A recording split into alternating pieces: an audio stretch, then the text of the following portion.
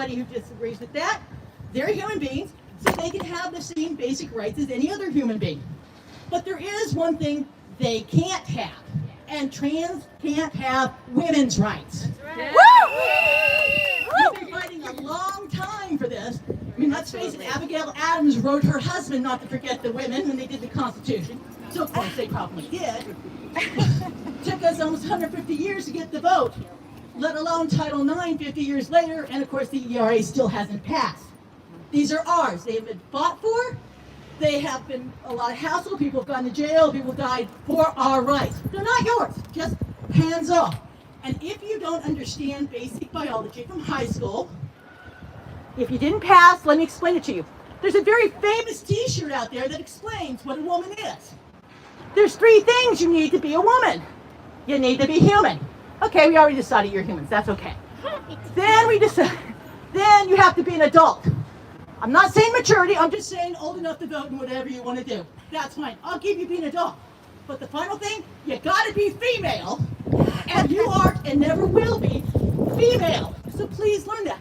Which means stay out of women's prisons, stay out of women's shelters, stay out of women's rooms, stay out of anything that says women on it. If it says women or it says female on it, you are not invited. It's that simple. Yeah. For God's sake, stay out of anything that has children in it. Yeah. Because then you won't be a TRA, you'll just be a PER. And if you can't understand that, read the damn shirt. Women's spaces are female places, and you don't qualify. All right. To the people at home, I'm so sorry. Restream stopped working, which means it's only now being streamed on YouTube. I might get you to do your speech again, if that's all right. Yours worked, Leah. Oh, great. I love having these tech issues. For anybody now joining on a stream that's actually working, we're here at Scott Wiener's pumpkin grooming carving session. There's police protecting men wearing women face dressed as witches. And there are the actual witches who have to be on the public street because Scott Wiener's team, who don't like TERFs, we've been told, I hope that's on my Twitter, Scott Wiener's team, who don't like TERFs, said that the park that they've rented, I don't know who for, but apparently we don't count as people that are allowed to be in the park.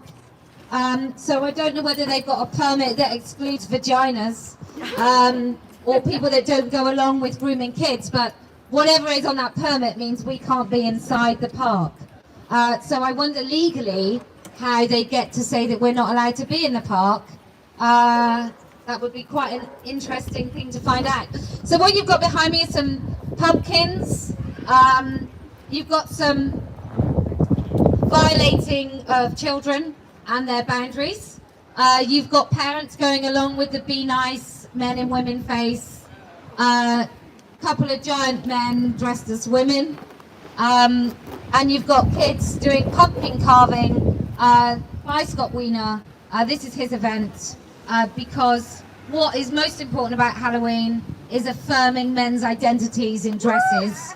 Not actually any of the huge Halloween celebrations that go on in America anyway.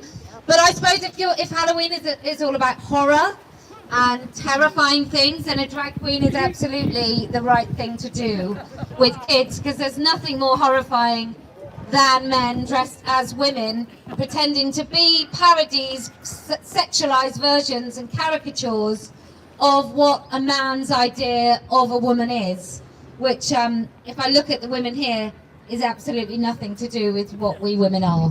Anyway, so this is a free speech event. It's just so, I'm just going to say to the people at home, it feels really palpably, tangibly horrible to watch all the parents kind of, it's like some dystopian, weird American movie where any minute now there's going to be like a bloody severed rabbit's head or something in an Easter egg hunt. It's just really weird that all these parents are gleefully taking their kids along to an adult act. Like I said, there are some burlesque shows down the road for babies. And there's stripping for kids. That's another one of Scott Wiener's promotional events. So if you want to take your child to a sexualized adult content event, this is it. And there's lots of parents doing it, and I don't really get why anybody would be supportive. These people behind us here probably agree that male rapists should be in women's prisons. They're absolutely okay with mutilating kids' bodies and sterilizing children. In fact, they're not just happy about it, they're gleeful. They're celebrating it. They think that they are on the right side of history to mutilate and sterilize children's bodies. It's just so demented, I can't tell you. Right, would somebody else like to talk?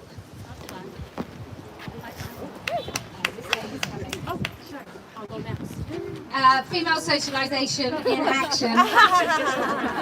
You go, no, you go. The grown-ups are here. The real grown-ups are here. I'm a registered Democrat in California, and I'm a mother. I've been asked many times, why do I care about children transitioning? My answer is this: why don't you care? Yeah. Why don't you care? Yes. Children are being experimented on. Children that are experiencing gender dysphoria are currently not getting appropriate mental health services. Instead, professionals are affirming their delusion and sending them down a path of sterilization and lifelong medicalization by prescribing puberty blockers, off-label, cross-sex hormones, and irreversible surgeries. During an already emotionally confusing time, puberty. The cure for puberty, for this confusion, is to experience puberty and to get to the other side of it, not to prevent it. What happened to the phrase, "it gets better"? Sorry, I'm old school. I wrote it down. Puberty. Would you like me to hold it? Oh, that'd be great. Puberty is a difficult time for all teenagers, and their turmoil manifests and is expressed differently for each of them. Gender dysphoria is a mental illness and should be treated by mental health professionals, not endocrinologists, not surgeons. I wonder how a parent of a child who cuts themselves would feel if their pediatrician told them the best course of treatment is to take their child to a surgeon to do a more precise job cutting their child's flesh. That would be considered physician-assisted self-harm. I wonder how a parent of an anorexic child would feel if their pediatrician recommended diet pills, liposuction, and instructed them to refer to their child as obese, since that's how the child feels inside. That would be considered physician-assisted self-harm. Oh, it's so windy. But what about the kids who say they'll commit suicide if they don't transition? Making irreversible medical decisions that will affect the child's life should not be made in such a heightened state of duress, but rather at a time in their lives when their brain is fully developed, which we know is about 24, 25. A clear mind is needed, not an obsessed, destructive one.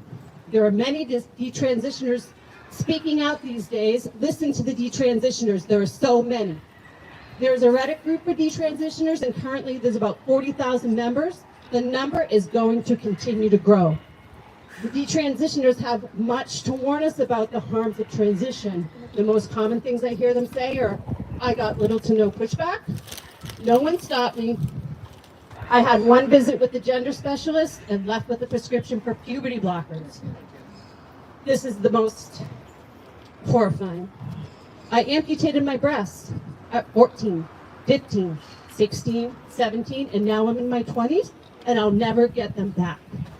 Boys that amputated their penises at 18, 19 say they thought they would have an actual, functional vagina. Of course they can't. It's false hope. Young lives damaged, all because we as a society don't have the courage to say, no. No, we will not allow the medical industry to experiment on our children. No, we will not allow medical professionals to lie to our children. They are being experimented on. Let's let them grow up with healthy, intact bodies. Let's be the grown-ups these kids need.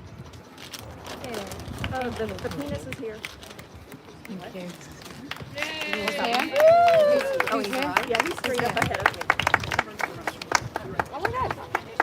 It's really great that the wiener sign keeps drooping.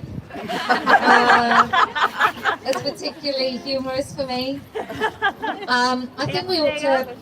there's a little bit of me that feels just for a moment we should just do this. To Scott Wiener, we know that you like putting male rapists into women's prisons. I'm really astounded that anyone thinks that that's okay to put men into women's prisons, but this guy just put his thumb down in the green. I think he enjoys the idea of women getting raped in women's prisons. Do you? Do you? Also, these people think transitioning kids is okay. They work for a man that actively promotes the sterilization and mutilation of children's bodies. I don't know how much you're getting paid, but your soul can't be worth that much. Okay, so I think it's really important that parents understand that this is part of a nation of grooming when it comes to... Hello! Hi, Kellie-Jay. Hi! When it comes to the grooming of kids into adult sexuality, when it comes to the grooming of children into no longer being able to name the things they see in front of them as true, is a mass gaslighting of children and people throughout the United States of America, if not the globe. It's not just the children that get gaslit into thinking that they genuinely can change sex. It's all the children around that have to pretend they don't see a boy when they're actually talking to a boy. They have to pretend they see a girl. I think this is going to be an overwhelming hangover when those children finally realize they were created and born into a world that wasn't actually real.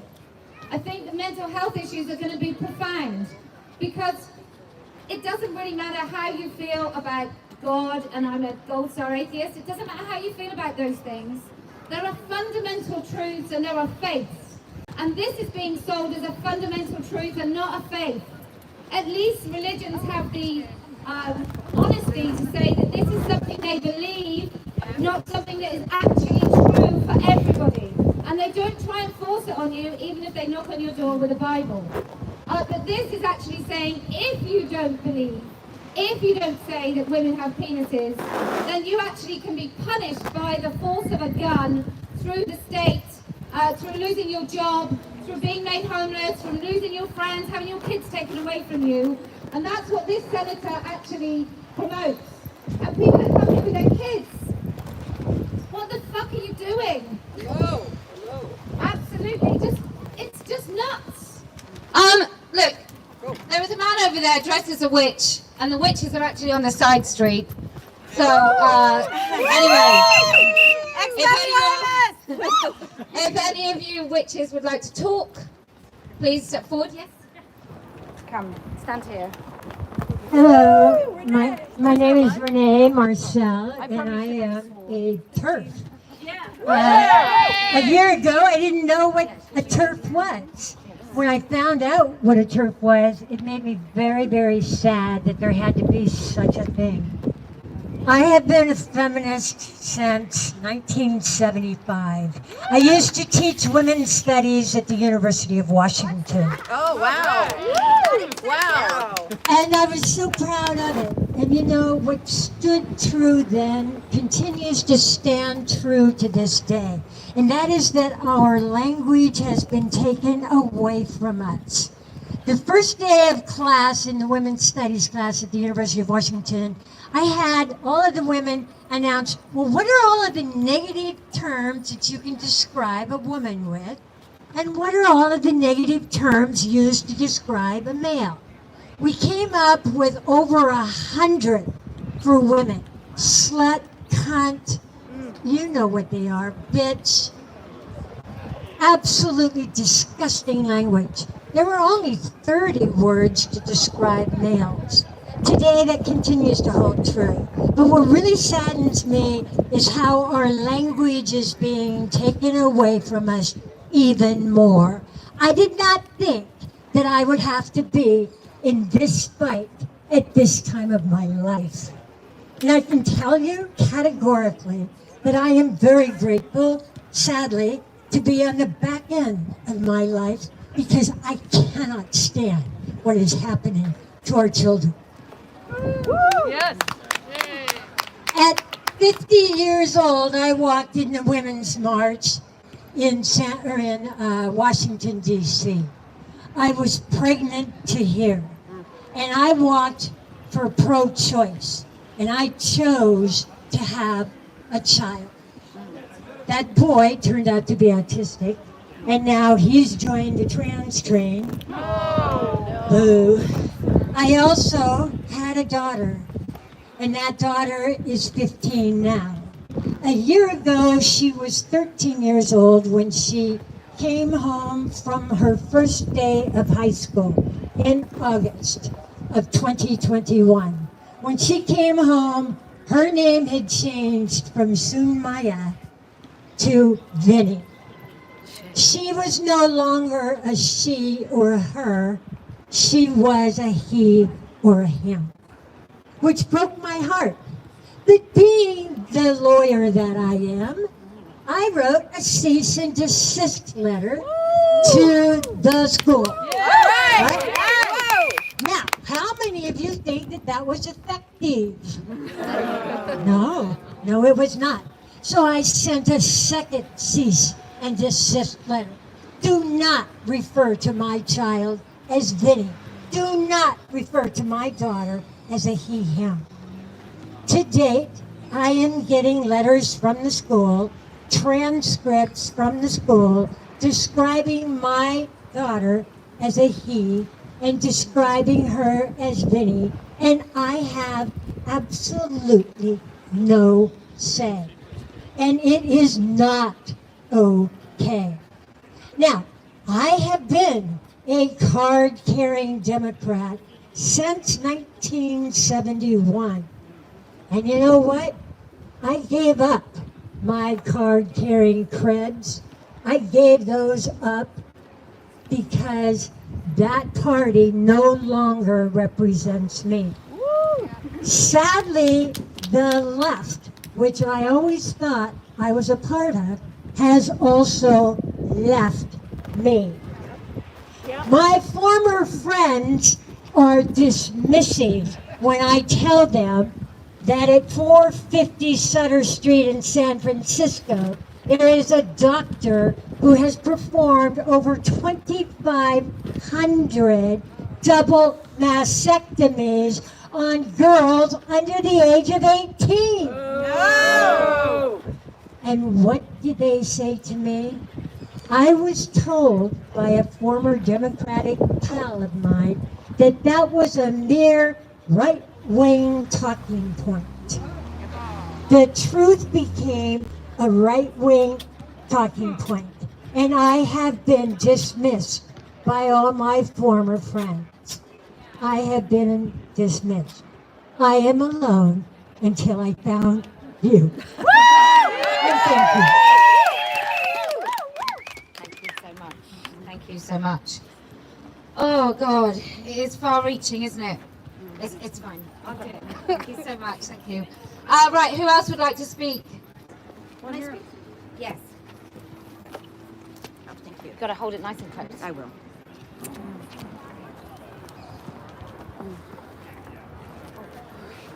Hello, my name is Cynthia, and I am a lifelong liberal, and I am a Democrat still. This is a shout out to Joe Biden, President Joe Biden, who finally understands that men who self-identify as female are not women. He just recently announced that trans-identifying males have to register for selective service. And yet at the same time, our president thinks that when they self-identify into women's prisons, into women's spaces, into women's restrooms, that's a-okay. That is crazy. So why are they males when they're in the army? And why are they female when they're included in prison cells, when they're included in women's spaces? Explain that to us, President Biden. Explain that to us, Senator Wiener. Explain that to us, Assemblyman Phil Teen. We want to know. Yeah. Thank you. Yes. Thank you very much. Good point, well made. I saw, is it Rachel Levine talking about really promoting a bit more the whole sterilisation of children, and They need to be emboldened. I just want to say to he must be called Dave. I don't know what his real name is. Chad, Dave, I don't know. Levine. Richard. Is it Levine or Levine? Levine. Dick Levine. Dick Levine. To Dick Levine. Let me just say, we know that you want to use the bodies of children to defend yourself against accusations of being a fetishist. We know that's what you're all doing. And you are perfect to help peak trans so many more Americans. So, in a funny way, I wonder if you're just all being really badly trolled by, I think him and Dylan have sort of linked up together to peak trans the entire United States. Because Rachel Dick, whatever his name is, couldn't be more of a perfect example of a man wearing woman face if we tried. I think he's even better than Caitlyn Jenner. So that was tricky. Kat, would you like to speak? I would love to.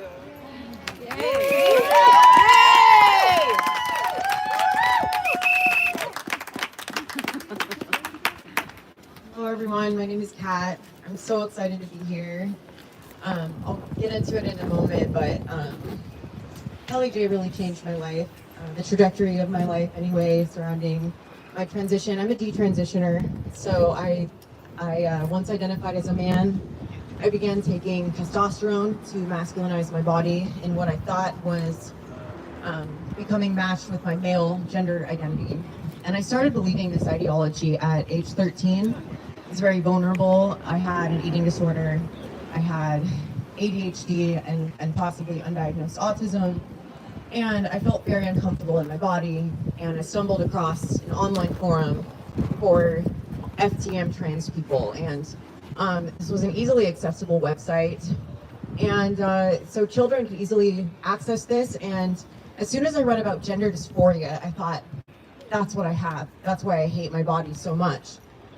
And that ideology, starting to believe that manhood and womanhood were feelings rather than biological reality, that caused me to suffer for the next 15 years because I believed the lies.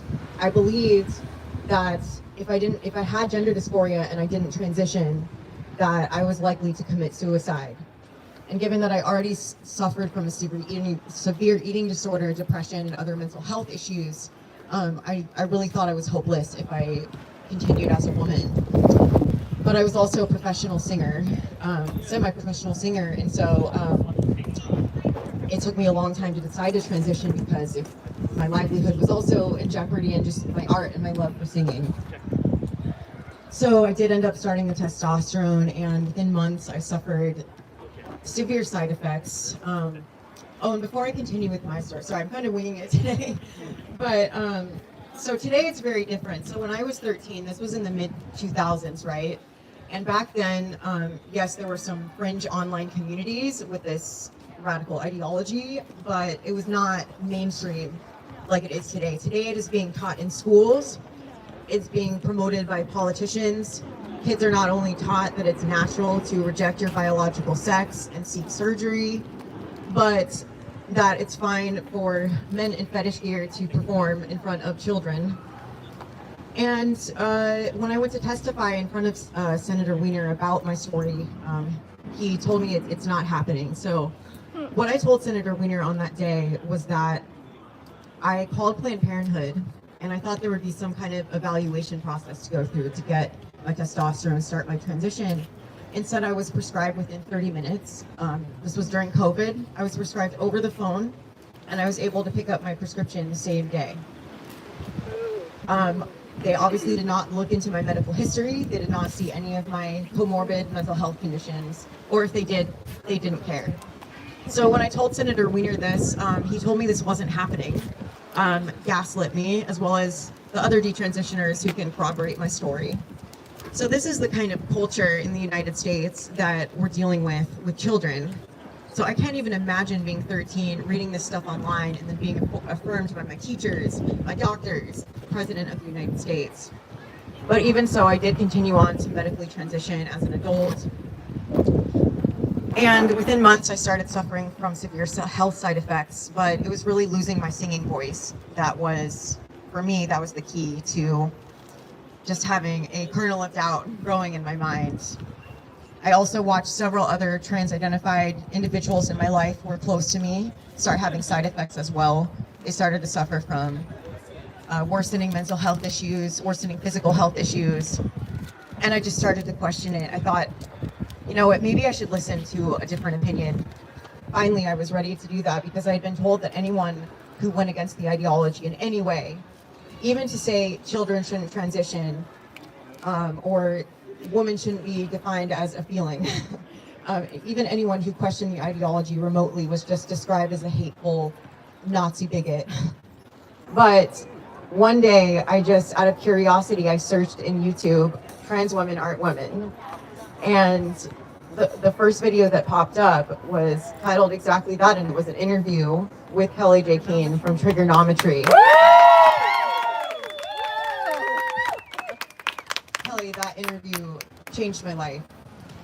It absolutely did. I want to commend you for your bravery to speak the truth.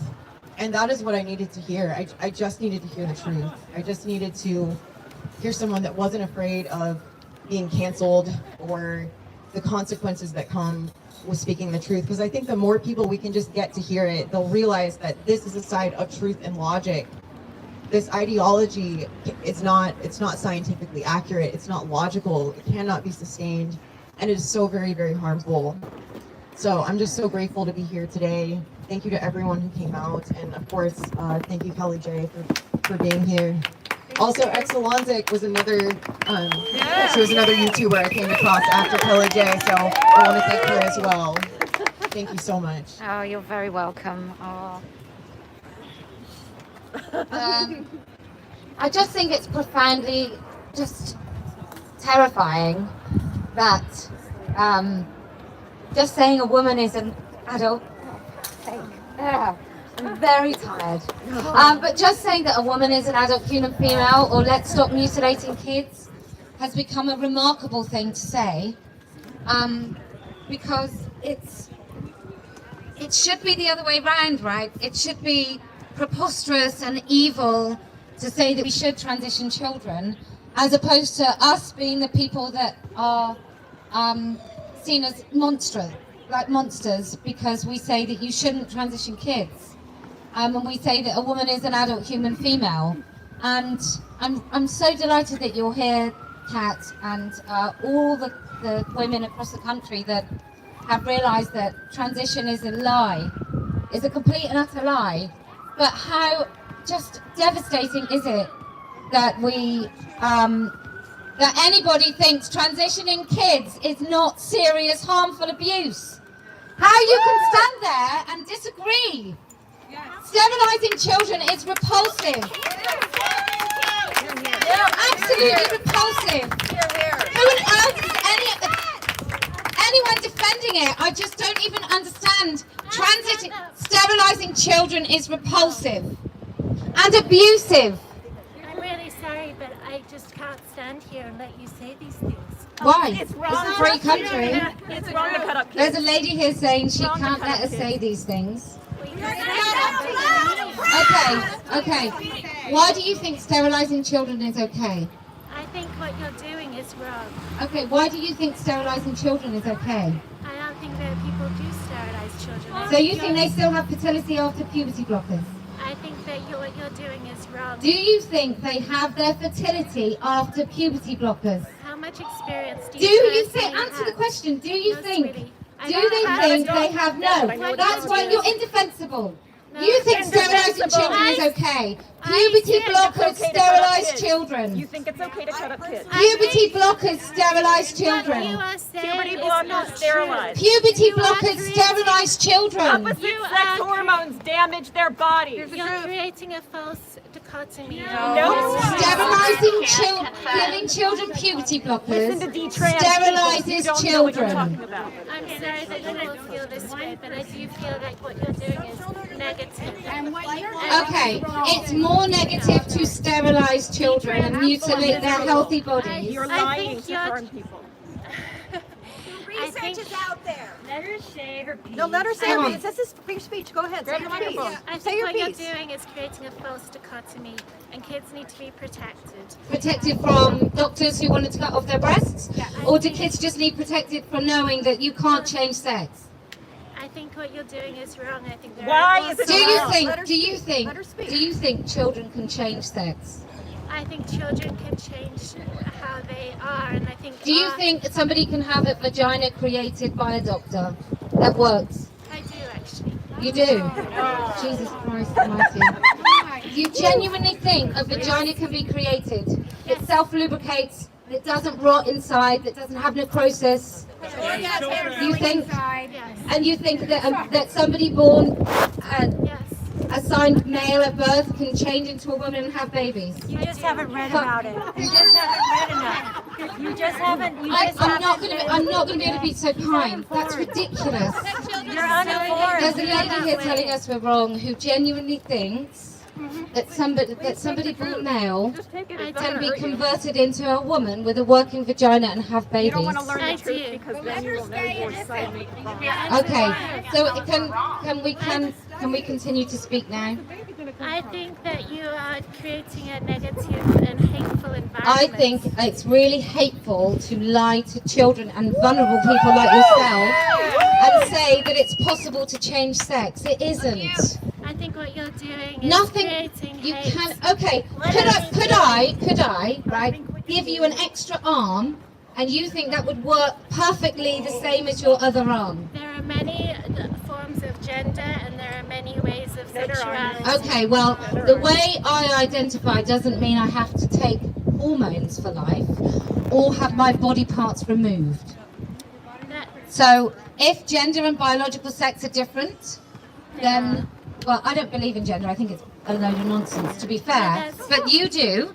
So I'm just wondering, do you think for the feelings in your head, which would be gender, do you think you should alter your body to suit that? Or do you think maybe, just maybe, it would be advisable to change the way you feel about your body so that you could live in it happily?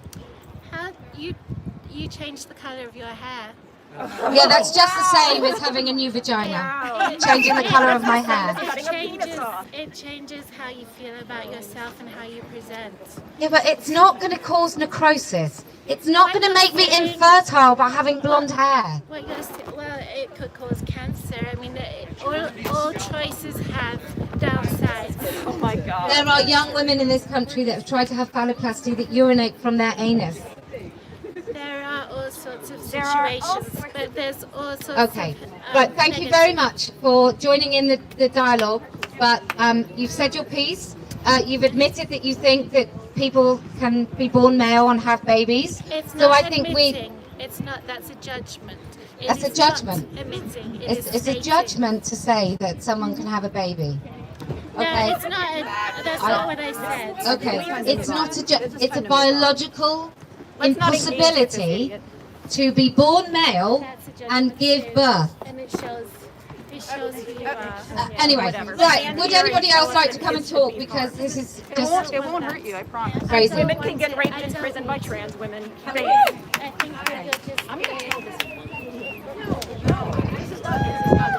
Yes, not the way. Could you step back now because we're blocking the pavement and we'll get told to move. So if you either stand that way or that way. No. Mental health professional. Oh, she's going to stand here and invade our space. I'm going to eat the microphone. They told me to put it. So I'm a mental health professional, one of the few that are speaking out. And unfortunately, there are a lot of people that agree with me and agree with all of us that have been silenced Yeah. And one of the main reasons is because of that asshole back there. Scott Wiener. I feel so good to say that. Huh? But I just want to say that we're not alone, and I'm speaking to the parents. Please don't trust the experts blindly. Please don't believe their lies that your child is going to kill themselves if you don't affirm their child. That is a flat out lie. And my profession, I'm a social worker, we're being taught that. Our profession is captured. So we have to think for ourselves. You have to know your child. You have to recognize them as a whole person. That is what my profession has done throughout the entire history. We treat people as whole people, as individuals. We recognize there's a lot of things going on with each individual child. They could have autistic features. They could be afraid of their own gay identity. There could be so many reasons. And we need to look at those things and not instantly affirm a child. We don't instantly affirm anything else. So please, I just beg everybody to recognize that we're being lied to every single day. Every time we see a sign that says protect trans children, every time we see a sign that says that someone's going to kill themselves if we don't affirm, lies. Lies. Lies. Lies. Lies. Lies. That man lies, and he does not care about your children. Cleaners lie? No. There are other therapists that agree with me, but they're captured. Actually, he does a favor because I didn't comply with his vaccine mandate. So now I'm here and I can speak out. Yeah. You know, there's going to be more like me, and the more parents that stand up, the more people that stand up, the people that do that, that's not going to lose their livelihood especially, please stop being scared and speak out. Join us. Yes. Yes. Well said. Oh, thanks. Thank you. Okay, who else would like to speak? Yes. It's a great t-shirt. It's not one of mine, but it is great. So a few years ago, probably close to 10 years ago, I received a phone call from my sister, who's 3 years younger than me. I'm 32. And she told me, I'm trans. And I told her, you do you. Because at that time, I had no idea what was going on. I was in graduate school a few years later, and my friend said, did you know that in women's shelters, men can go in if they believe they're women? And I said, no, that's bullshit. There's no way. And then I looked into it. And then I jokingly texted my sister who had transitioned, I think I might be a TERF. Because I don't believe that trans women should be in women's shelters. You know, they've been raped. Like, that doesn't make sense. And I got the rehearsed answer from her. Trans women are women. They deserve to be in that space. From that point, I knew that things were going to be different. And I got into, I started researching. I discovered Kellie-Jay, I discovered Megan Murphy, WLRN, and I found my people, I guess, and I understood what was really happening to my sister. My sister grew up as a tomboy, always had short hair, always got made fun of, got told, well, if you don't want to be mistaken for a boy, then dress differently, instead of being told, you do you, like I told her. But I did at the wrong time. And now she's been on testosterone for years. She got her breasts removed a couple years ago. That day I cried, but I told her, good job, because I'm afraid. Because if I am honest, I will lose her. I will lose my only sister. And everyone in my family bites their tongue, and she can be honest, she can be her quote-unquote authentic self, but if we say anything, we're done. And now She's 29 years old and she's living with a 42-year-old AGP across the goddamn country. Now, if she were identifying as, if she were herself, right, she were a woman, and she was with a man who was 13 years older than her, we'd be like, oh, what the fuck? But because they're both trans, it's progressive. It's cute. Don't say a word. Can we make sure we leave a pathway? So I normally don't talk about this. I've been volunteering with WLRN for about 2 years and I've never told my story. I just do my interviews, I do my thing because I'm scared. But I don't want people to be afraid anymore. So that's why I'm here. And thank you for being here. Thank you. Beautifully done. Beautifully done. Great job. Okay. Oh, it's awful. I mean, look, I come here as somebody who's just saying no to this and hopefully inspiring more, inspiring, oh, I'm so immodest. Hopefully enabling other people to be able to also say no. But lurking behind all this are the broken bodies of the people we love, if not ourselves, and people being gaslit. And like, this is a big drama thing, like Scott Wiener's grooming pumpkins. That's one thing that we can all sort of point at and say, gosh, isn't that terrible? But really, we had a caller in LA who was serving a long sentence, a very long sentence in a prison, where she is now sharing a cell with a man that's inside for raping women. We have probably 20 miles from here, we have somebody happily, gleefully slicing off the breasts of a teenage girl who says she's a boy, who probably won't even say she's a boy in about 5 years' time, when she realizes that she's just been gaslit and coerced into thinking breasts are somehow so significant that she had to hide them, bind them, cut them off. I mean, there is a war on women, and it's no more illustrated by the war on our bodies and our breasts. It's so weird. In the same state as they will slice off breasts, they will condemn you for breastfeeding in public. Yes. Yes. They will criticize and chastise women, maybe politicians who show a little bit of cleavage, and at the same time they will celebrate men with fake breasts. I mean, we are in the UK now, we have a man seriously trying to be a politician who wears fake breasts. I mean, it's like something from a 1980s bad comedy. It's so weird. I feel like running against him and wearing a pair of fake breasts myself, and every week when I talk to him, making them a little bit bigger until they're absolutely like comically enormous. I think that's the only way we can do it. We have to send this up and make it as ludicrous as it really is. There's a man called Wiener, and that man called Wiener with a droopy sign, with a droopy Wiener sign just there, he is promoting adult sexualized acts, drag queens, to children, and there are loads of parents who are bona fide idiots bringing their children to come and carve pumpkins with a man wearing woman face dressed as a witch. It's absolutely staggering. What's my problem with men? Dressing up as a woman. Dressing up as a woman. This is dressing up as a woman. You know that's... Yeah, a man dressing as a woman is a sexualized parody of women.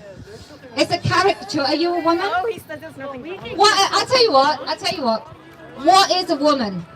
What is a woman? What's he dressed up as? What's he dressed up as? What's he dressed up as? Women are irrelevant. Our feelings are irrelevant to the man's feelings. I'm judging men who dress as caricatures of women.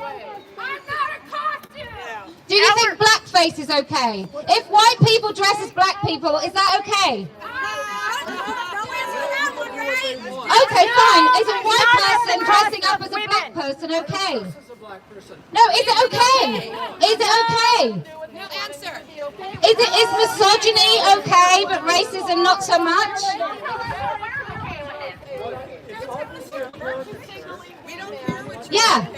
Yeah, there is. It's a it's adult act. If you want to go and watch drag, go and watch drag. It's not for kids. Affordable homes, but not if you're a TERF. Honestly, I'll tell you what, men generally speaking don't quite get it. Especially gay men who don't particularly like women very much anyway, so they think it's all right to dress as a mockery of women.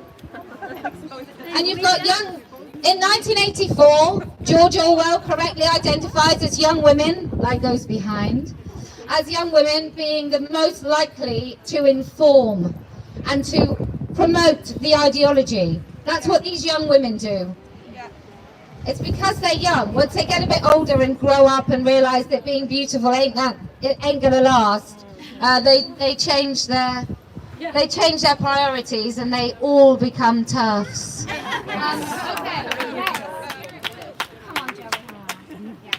Nobody's heard of this woman.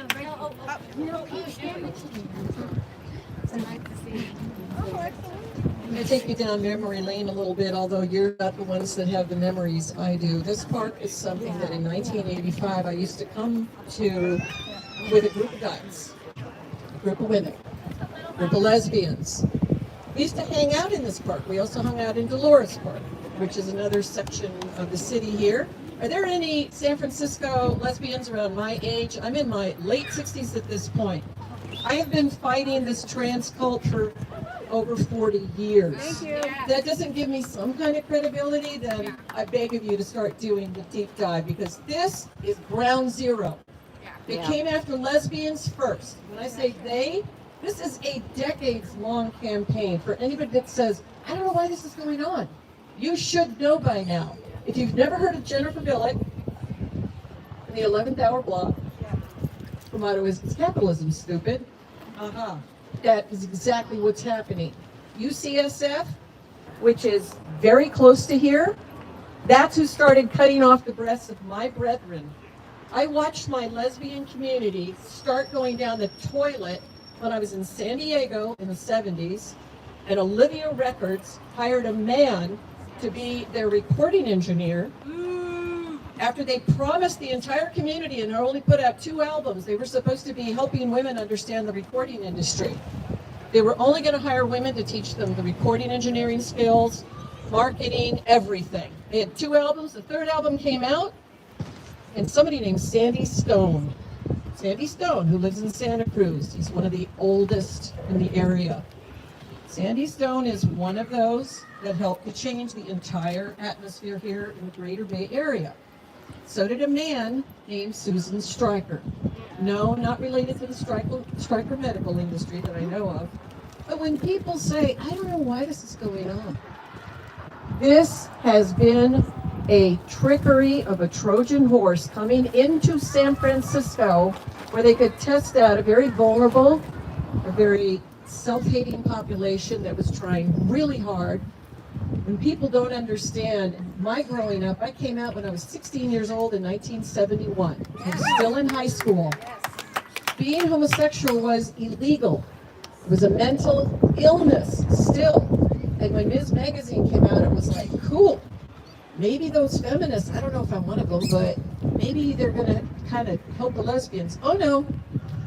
Gloria Steinem, Bella Abzug, and Betty Friedan all held a meeting in the East Coast.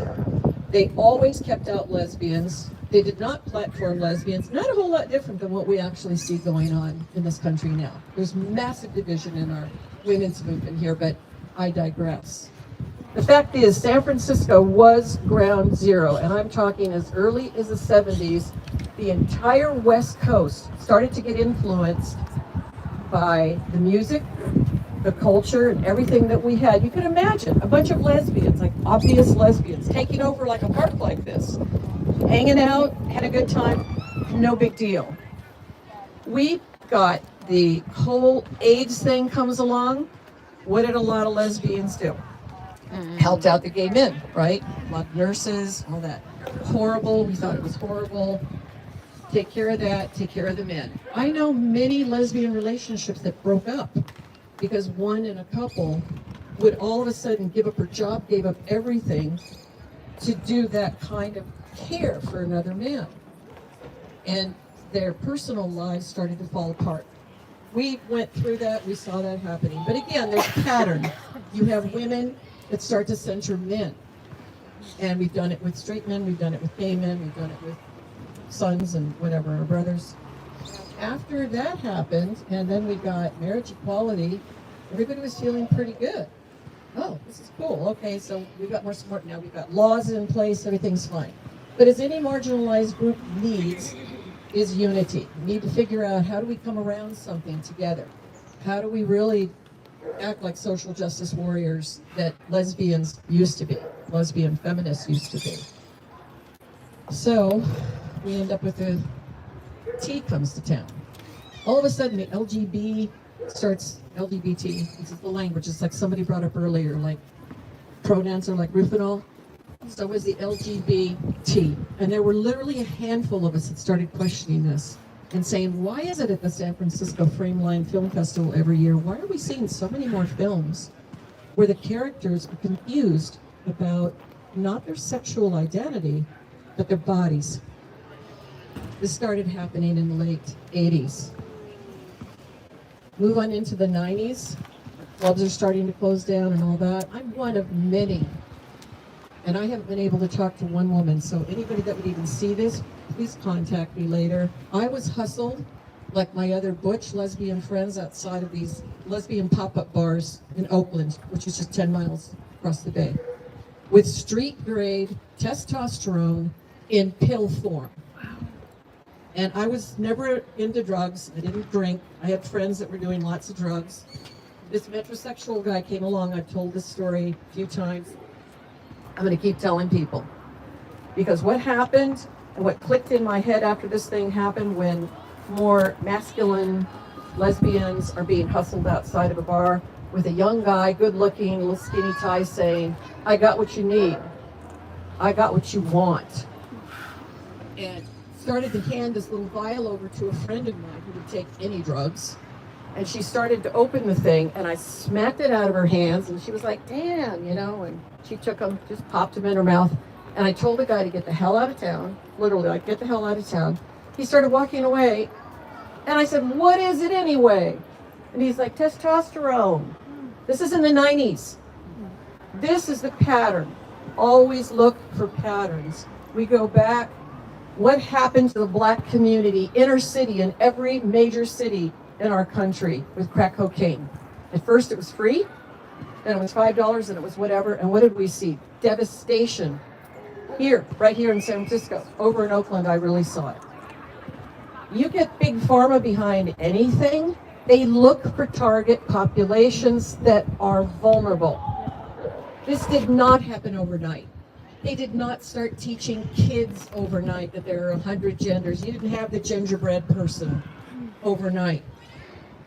This stuff started with a lot of lesbians who started to have their breasts lopped off for $8,000 a pop at UCSF and started taking the street grade, unregulated testosterone, losing their hair.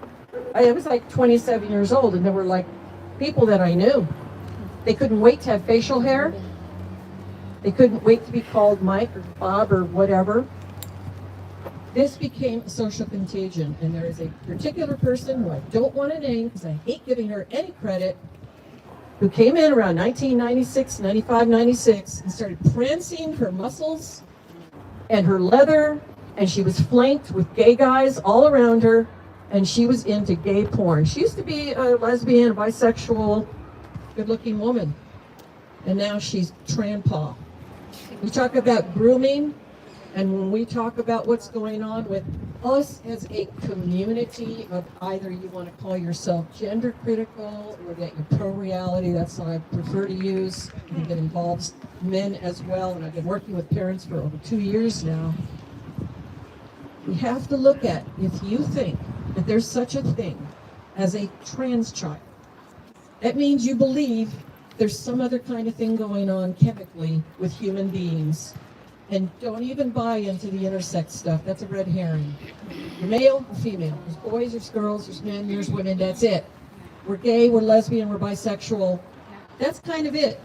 What else do, you know, and do your stuff behind closed doors or with good friends. None of my business as long as it's legal. And now what's legal, we have to question. Because this is legal.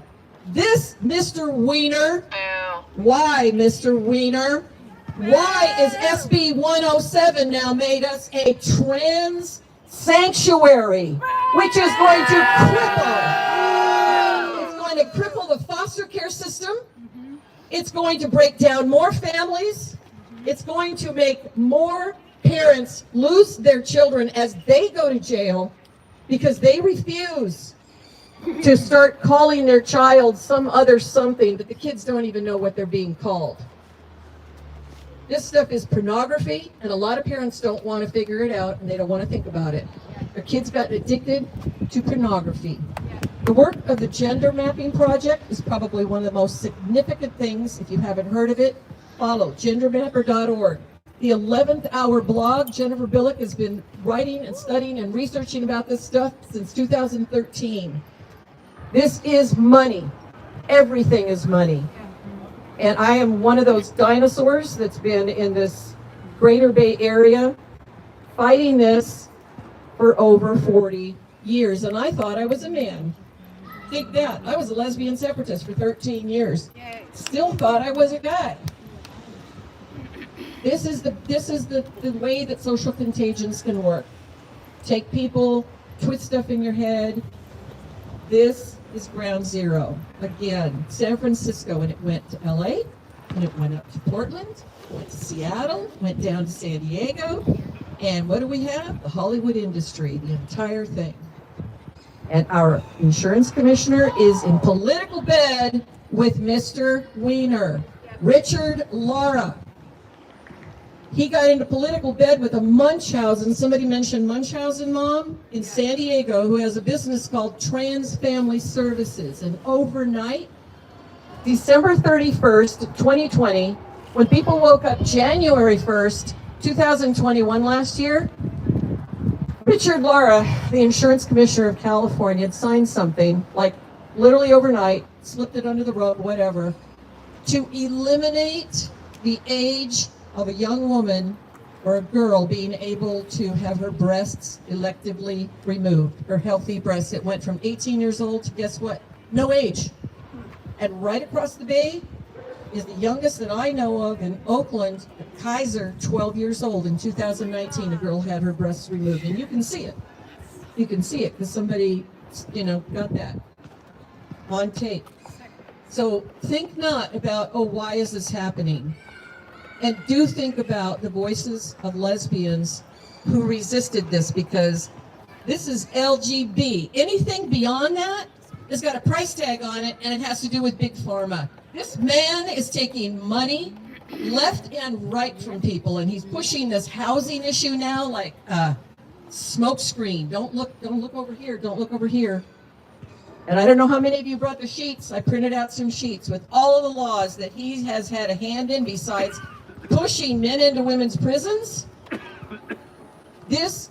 Everything that Scott Wiener does is about lowering the age of consent. Why, Mr. Wiener? Why do you want to lower the age of consent? You want to say the word out with me? P-E-D-O. P-E-D-O. P-E-D-O. P-E-D-O. This is a men's rights movement. So own it. Do your research, dig deep, but this is not an accident. And get your kids and find out what they're being taught in the schools. Thank you. There's a film coming out. I've got some info on it. It's all about the medical harms, and it's called Affirmation Generation: The Lies of Transgender Medicine. It's going to be free to everybody, just as what Kelly has said about her film. It's coming out before Thanksgiving. Thank you. Thank you so much for all the brave women. Thank you, Joey. Well, I just went and asked the man himself why he sterilizes kids and promotes that. He declined to answer. And then his really angry assistant, like, why are you such a bad person? There's literally male rapists in women's prisons, and I'm the bad person. He's like, yeah, are you a doctor? I thought, you haven't seen the clip. So I said, no, I'm not a doctor, are you a doctor? He goes, yeah, but we trust doctors. I said, do you think giving a kid puberty, I've recorded it, do you think giving a kid puberty blockers doesn't sterilise? It's like, you're just such a bad person. But I didn't realise quite how tall, I imagined what's his name? Wiener. I imagined him to be quite a small man. But he's actually a really looming presence. And look, I don't want to say you can tell, but I wouldn't let him babysit. I'm just going to say that. I think he looks, I think his policies suit the feel of the man. There is something deeply, it's tangible, people. Just go and ask him a question. He doesn't answer. He didn't answer a single question. He's too afraid because Christ knows who's got him in his pocket, but there is something really wrong with his continual promotion of sterilizing children and the incarcerated rape of women where they can't escape. And I don't even think, maybe that's the worst of all he does, but I think he's just pretty bad all round. But anyway, I will put that up on YouTube, by the way, me asking him some questions. The shame of it is you can't see the scale of just how little I am and how massive he is, because it probably is quite comical. It's like me talking to Lurch. He is so big. Anyway, who else would like to talk?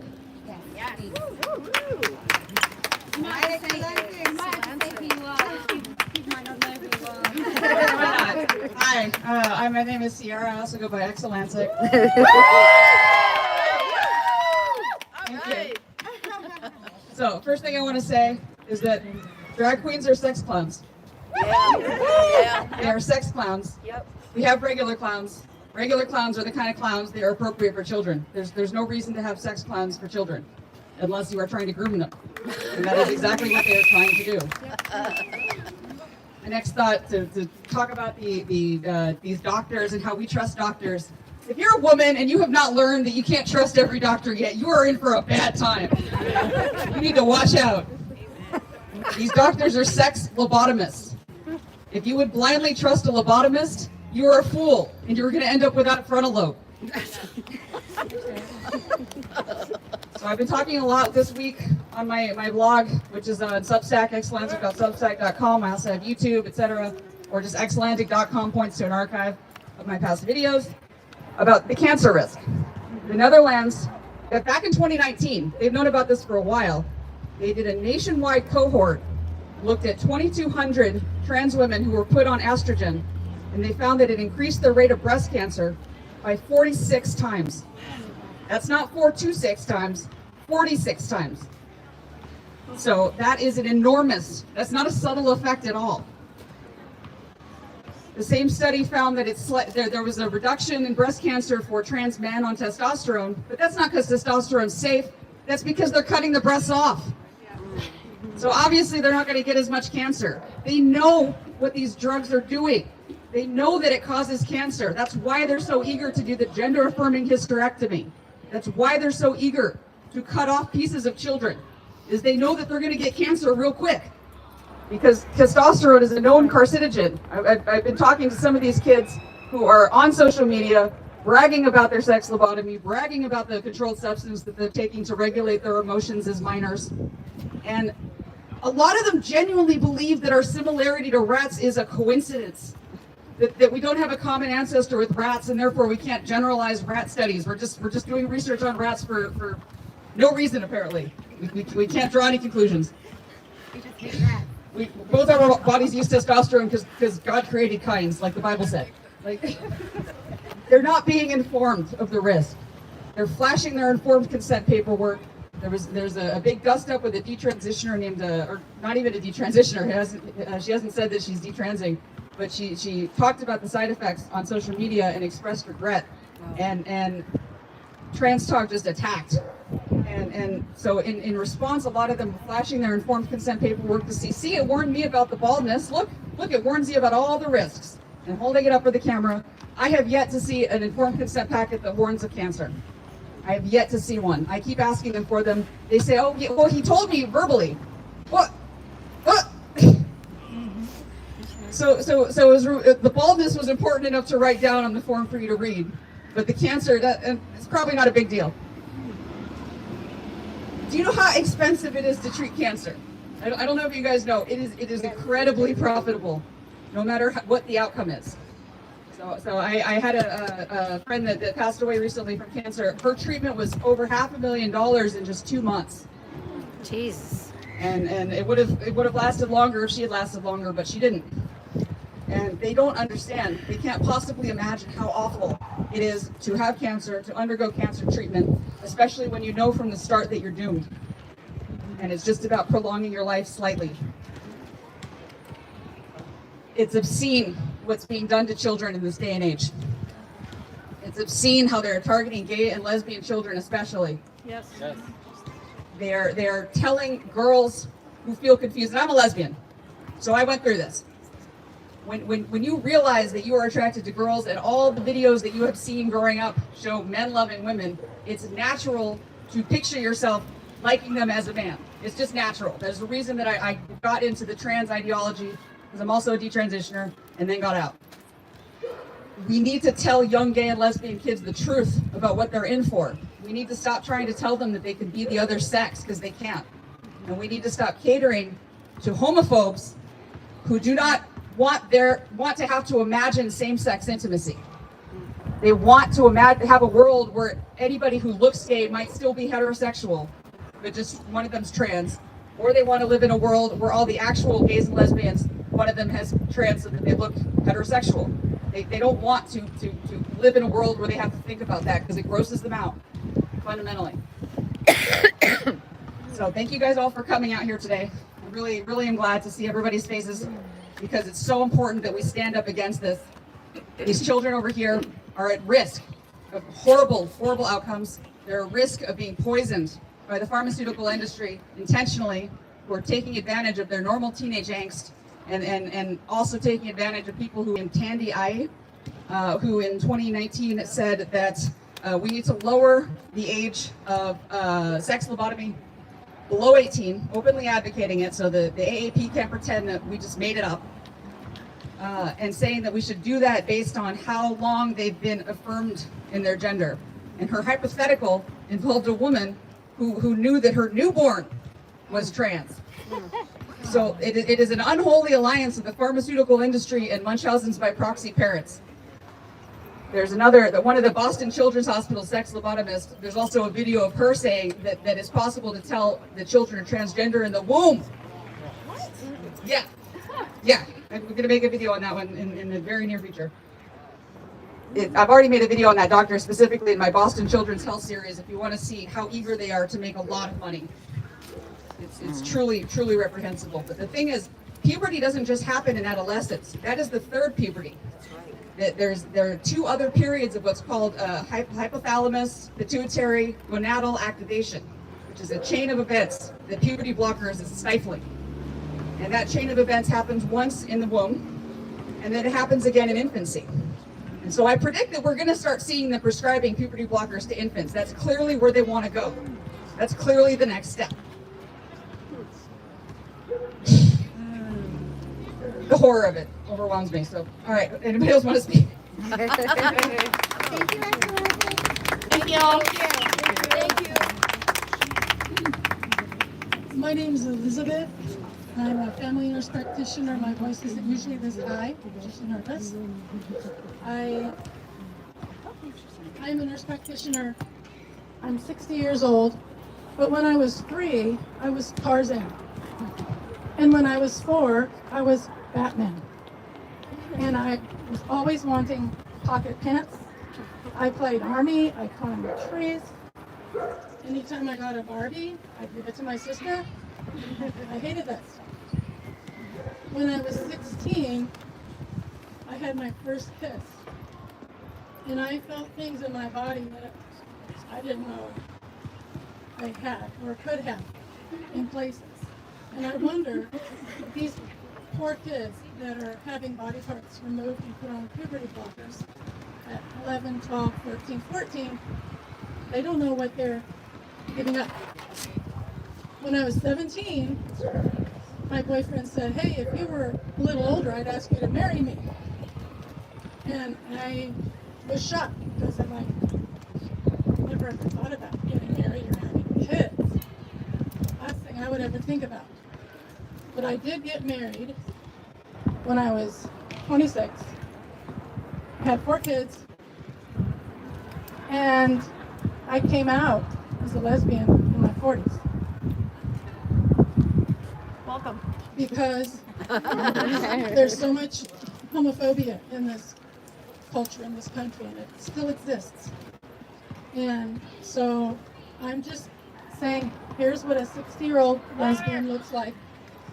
I'm glad that I was allowed to be different, and I wasn't told that I was in the wrong body. That's all I want to say. Yay! Very nicely done. Yes. Hey everybody. Hey. I'm a 27-year San Franciscan. I'm a mother. I'm a lesbian, if you couldn't tell. I've got disguise on today, but still. My message is a verbal meme, and I'm sure Kellie-Jay would do this more funny than I can do it. But you've probably seen it. It's the one where there's a woman, aka a witch, being burned at the stake. And the guy lighting the fire says, I'm on your side. Okay. So anybody that's watching this hasn't been peaked yet, you don't have to be a parent or a lesbian or a Democrat or a San Franciscan to understand what's going on here. All you gotta do is open your eyes. Use your. It's not that hard. You're not saving kids by mangling their bodies. Absolutely. I had a kid on the cusp of 40 years old. Okay? I didn't know I wanted kids until I was in my mid-30s. They say you might mature your brain at 24 or 25, but I was a late bloomer there. So these kids that are having their body parts taken off, they have no idea what they're going to miss. And they're going to miss it eventually. Their brain's going to hopefully mature eventually. But just know these puberty blockers are stopping everything, not just gonad development, their brains. Puberty happens at a specific time for a really good reason, because it helps you become an adult. It helps you make decisions. Okay? Adolescents don't know anything. Their brains are exploding nonstop. That's just how it is. That's part of being a human. Don't stop puberty. Don't cut parts off. You're not saving your kids. You're hurting them. That's my story. Thank you.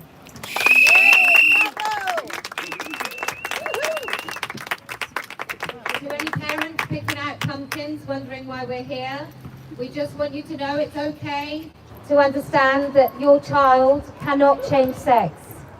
And it's really bad if you tell your child that they can change sex, or that their boys in their class are really girls, or girls in their class are really boys. We know that you've been under a lot of pressure and you've been infantilized over the last 20 years in order not to understand what your parental responsibility, duty and instinct is. And let me just remind parents that you're right, that the state is wrong, that it's wrong to tell children that they can change sex, because there is no pot of gender at the end of a rainbow, which means your little boy can really become a fully grown woman. So, old Scott Penis is with his equally as massive drag queens. I mean, the only reason he doesn't look quite so tall is the drag queens are absolutely enormous there today. But I think it's vital that all parents... Pardon? No! The lady from Affordable Homes thinks we should be quiet. Home for everyone, including TERF. So let's just say, let me just tell you, trans women are men. Women don't have penises. There is no such thing as non-binary. It's simply personality. Trans men are women. There is no such thing as changing sex or being born in the wrong body. If you promote that to children, you are an abuser. Who's next? Let me just double check. We said vaginas first. can turn that back around. I've got a message for Scott in a minute. Hi, my name is Julie Mink, and I would like to add my voice to the list of Democrats who will be voting red this season because we do not support these policies that are harming children, and it's going to be shocking come midterm elections. Shocking. I have a question for all of you. How many of you have the same exact feelings you had when you were an adolescent? Anybody? Anybody feel exactly the same they did? Did you like have anything that you thought was going to be, lifelong decisions that you could make as a 12-year-old, a 10-year-old? Anybody? No. No. So this feeling that these children have that they are in the wrong body is a feeling, and it will change. And heaven forbid somebody takes their child to a doctor for irreversible damage, and then that child decides that feeling is no longer there when they grow up. That is so horrific to even imagine. And I just beg you all to reconsider your decisions. And I'm going to give this mic to somebody else now. Yay! I'm just watching these making announcements. I'm sorry, it's women first. Yeah, women first. Are you a woman? She knows I'm not a woman.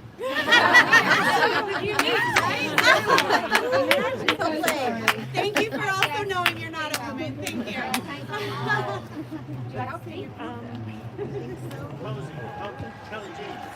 Kellie-Jay? Okay, this lady and then that lady. Hi, can you hear me? Okay. Yeah. Nervous. The reason I'm here is to let people understand that so I am a Democrat. I've been a Democrat my whole life. I've only voted Democrat. I come from a Democratic, very hippie family. And I'm so disappointed and grossed out by what is being done to women and children. Women are second-class citizens in this country now, and it's only getting worse. But something that I want people to think about, or I want to talk about how they have made it, they've just under the radar made it acceptable. So think about TLC, everybody knows the Learning Channel. And then we have a show called I Am Jazz. This is a 9-year-old boy who was put on puberty blockers at age 9. And it was all televised that this boy was going to be turned into a girl. At age 15, this was televised, you can look it up. But at age 15, Jazz was meeting with his surgeons and his parents, and they said, well, since your puberty blockers stunted your growth, your penile growth, scrotal growth, we need to give you possibly skin stretchers to make your neo-vagina. I guess maybe he didn't need that, but come 16, he gets his neo-vagina surgery. He needed 3 corrective surgeries. He was in a lot of pain. He is now emotionally and mentally stunted. He cannot bond with somebody. He is unable to date and connect with somebody on a romantic level. His surgeon has already confirmed and admitted that these kids are inorgasmic. They cannot enjoy being an adult. And what an adult and having love and connection and family. He will never know that because he can't make babies. He can't, his testicles are gone. And I want to mention something Exel mentioned, Tandy K or Tandy I or whatever. She was making it reasonable to be able to castrate kids young because of her puberty blocker and cross-sex hormones, opposite-sex hormones, had rendered him already sterile. His parts were too small. He was not producing sperm. So why not just cut them off before he's 18? He's not using them anyway. They're non-functional. And she said, it's just like removing an appendix. But no, it is not. It is not loving to destroy your kid's body because they like pink and they're a boy. Yes. It is okay to be a boy and like pink. Yes. It is okay to like sparkly things. And it is okay for girls to like sports and be just badass on machinery or something, you know? I mean, tomboys, save the tomboys. Because I also, the normalization really is what gets me. The fact that we are so easily dismissed as horrible people because we don't want girls and boys to be under a scalpel for a mental issue. When I was 10 or 11, I wanted to be a boy, not wanted to be one, but I cut my hair short. I changed my name to Joshua. And I had my mom call me Joshua, and I wore like a button-down crisp shirt because that's what being a boy was to me. But then after 2 weeks, I got over it because that's what happens. Kids can't identify as dogs. They can't, we're not supposed to be attaching tails to them if they think they're a dog. And if you finished? It's okay. I couldn't remember. But also, we have Rachel Levine, who says that we must empower youth to take cross-sex hormones and puberty blockers. We only have two sexes. Gender is a spectrum, sure, but you're not smashing stereotypes by cutting up kids for their mental ideas or confusion. Surgery is not the answer for mental illness or confusion, just puberty and not knowing where you fit in the world and who you are. And then you have parents, like the lady from Mermaids, who will convert her gay son to a girl because that just can't be acceptable. Having a gay son is unacceptable to her. So she had her kids' penis and testicles removed in Malaysia or something. Thailand. This is definitely child abuse. We only have two sexes. It is decided by the sperm hitting the egg, whether they're going to be XX or XY. Yes, there are DSDs. Yes, there are intersex. That is not the rule. It's the exception. And we don't cut up kids and remove young women's breasts and tell them that they aren't right being who they are. And another reminder, Ellen Page was told she was not the right kind of lesbian for Hollywood.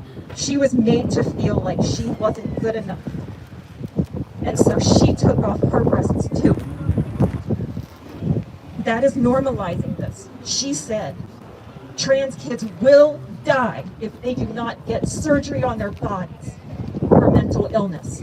No, some of these kids will die after they get that because they will kill themselves. Listen to detrans people. This is not fake. We're not women who cried wolf. This is really happening. And you can look up detrans, and when you see the detrans kids and young people being terrorized by trans rights activists, their feelings, their suffering is diminished and dismissed and ignored for the lie that trans medicalization is the answer. It just drives me crazy. Rachel Levine, yeah, let's empower kids. Check his hard drive. And also, there are plenty of drag queens who say, this is not for kids. We do drugs, we do raunchy things backstage. We have men dressed as women spreading their legs for kids for money. We have little girls walking around with men in lingerie and fake breasts, giving them money. This is not normal.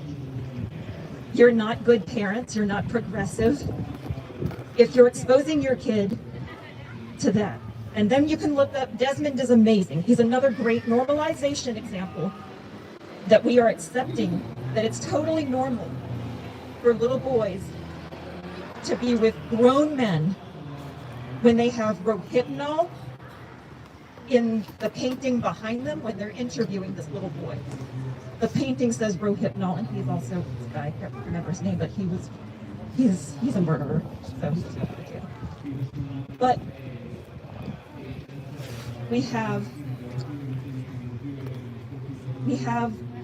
just people accepting and blindly just sheep following that we are the bad people because we don't think that we should be paying hundreds of thousands of dollars for kids to get cross-sex hormones and to be cut up. And also, thanks Wiener for SB 132. Thank you for saying that women don't matter, male feelings matter more. A male's identity matters more than a woman's safety and dignity. Thank you. I really like the people that have just come and stolen a pumpkin and not stayed for the show. That's been the most heartening thing that's happened behind me today. You just seem like a sneaky parent just coming in and just scooping up a pumpkin. Okay, who's next? Yes. Right, I'm going to say we've been on the live stream about an hour and a half, 2 hours. So yeah, thank you so much. Hello, I'm Amanda, and I've lived in the Bay Area most of my life. I was a gender non-conforming child, luckily in the days of the era of the tomboy. It wasn't until I was 16 that I realized I was likely to be lesbian, and I came out as soon as I got to college. I rode with the Dykes on Bikes here with the Gay March. All right. I remember where I was when Harvey Milk was shot. I entered the Speakers Bureau and I went into high schools to answer kids' questions about what was a lesbian, what was a gay person. It meant, do gay men wear Speedos? They wanted to know. How do women make love? They wanted to know. And it breaks my heart that we are now going into the schools to tell children that they can change their sex, even before they know they are gay. This gender identity thing is a religion. I know it's a religion because I have my own. My family told me that I was probably a man in my last life. My family believes in reincarnation. I know this is a belief system. So I know that gender identity is a belief system, but at least I have the grace not to try and convince you all that you were reincarnated into another body over and over and over. Everyone is born in another body than they expected.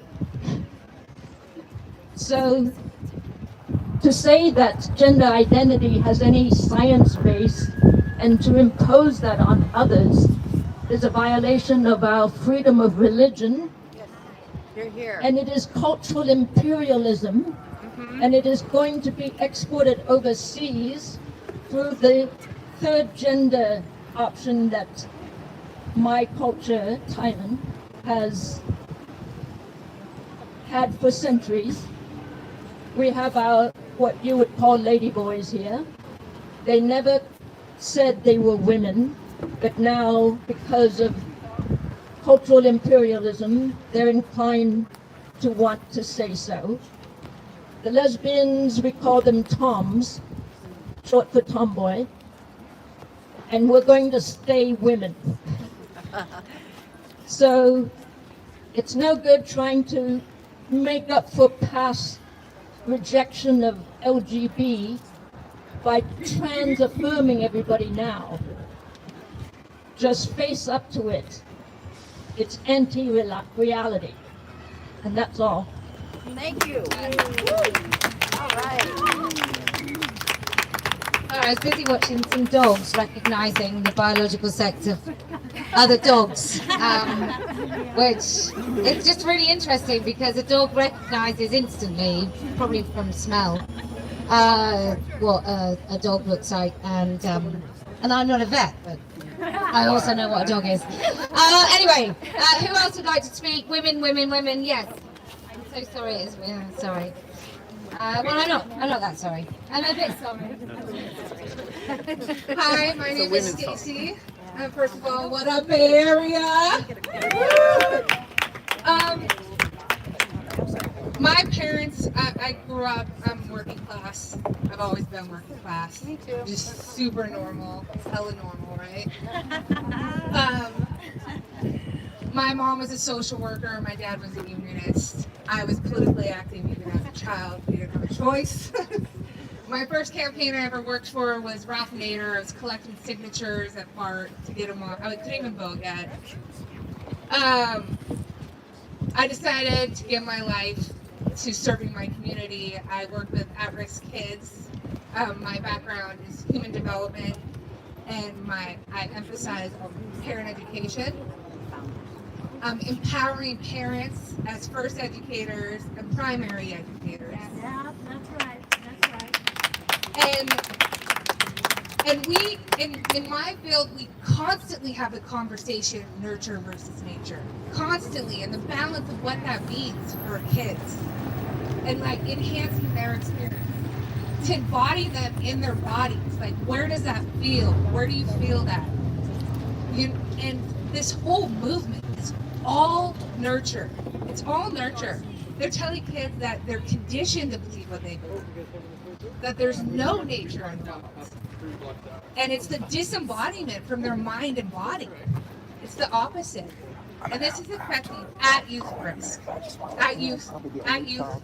At-risk youth. Sorry, I'm off. Well, do you want to wait 2 seconds and we'll let you speak? And I want to empower parents. Like, talk to your kid before someone else talks to them about this. Teach them that they are beautiful, but they are not special. They don't get to change their sex. Tell them that there aren't women that are more women than other women because of how feminine they are. Empower them. Teach them to say no. Teach them about their boundaries. Yeah. Empower your kids. Like, seriously, talk. The thing about this gender ideology, which I do call it the religious left, because it is. Yeah. And it's just, talk to your children before someone else does. That's my greatest advice.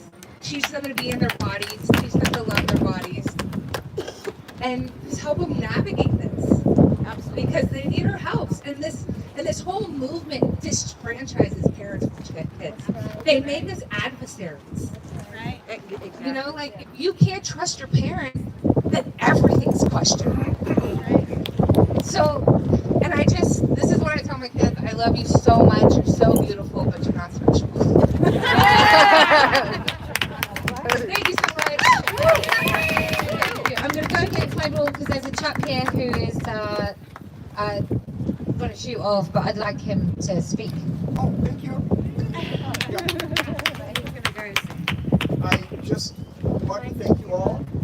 I just want to thank you all for being here, and of course, in all fairness, I got to thank Senator Scott Wiener, because he's got the pizza. He's got something going. I have for decades worked with disadvantaged youth, and I learned from everyone here and from all the children that I've worked with. And one of the adults who I worked with, I had to fill out this form, and it said, are you heterosexual? Are you bisexual? And he said, I'm trisexual. And I said, what's that? And he explained to me a lot of things that I'd never heard of. And he said, basically, if it's sexual, I'll try it. And so teenagers are developing their sense of self, their sense of identity. Many heterosexual teenagers have same-sex experiences, and many gay teenagers have opposite sex experiences. We have family friends that have lived handsome, intelligent men that have lived as a woman for a while and then decided to live as a man. We have extremely talented, educated family friends that have been living as a lesbian for years and ultimately decide, I'm not lesbian anymore. So people make decisions throughout their life that affect the expression of their sexuality. And I believe that we should let that happen to a degree. I think we should empower parents, because I think parents really matter. And I really believe that you can support development, be open, to different sexual orientations, and still reduce the risk of harm. So I know a colleague who I will not name, and he's quite well known. He's one of the experts, who develops all these guidelines. And I heard him speak at UCSF. And he said that in a Swedish study, they had found that the suicide rate for completed sexual reassignment surgery was 14 times normal. And I found that troubling. Thank you. Okay. Thank you very much. Yes, and then you. Yes. Let me just double check. After you, is there any more? Yes, what were you then? Any more females? Yes, so 2 more, and then you, and this chap here. Okay. Let me just lower this because this. I'm very sorry. Okay. Well, no, that man was proper tall. There we go. Hi, my name is Gina Hogue. I just came from Denver today. We drove, my friend and I, and so we wanted to be here, and we're going to do the West Coast tour. We'll be in Portland and Seattle after that. Wow! I felt compelled because I've been doing this since 2014. This affected like everything in my life, business, personal life, my children's school. And I've heard so much that I could say, but so many of you already did it. The one thing I haven't heard, so I appreciate your patience if it's been said, but I'm going to encourage you to get your kids out of public schools. I took my kids out. I am homeschooling now. I was completely harassed. My kids were harassed by Tay Anderson, who is a school board vice president of Denver Public Schools. And that was just it for me after that. I just wish I could get you all to understand how serious it is in public schools and how your kids really have no right to even know that a child is the opposite sex. So everything's compelled. Compelled speech, compelled behavior. My son, his freshman year in high school, honors biology, was shown a video from Teen Vogue where the very intro of the video said, the sex binary is bullshit. So yeah, if you have the ability, and even if you don't, figure it out. Get your kids out of public schools. It's very serious. I don't know what else I can say. I really believe that's where they're doing most of the indoctrinating and getting your kids away from you as parents. So I could go on and on. I've been doing this since 2014. I protested in Atlanta against Leah Thomas, in New York City against the UN, in Tacoma against prisons. Thank you. With so many of these amazing women who are here today, we've all become family. Even, we have our little spats and everything. It doesn't matter. We're here for kids. We're here for ourselves, for women, for our girls. So thank you all for being here. Thank you, Kellie-Jay. Thank you so much. Next lady here, yes.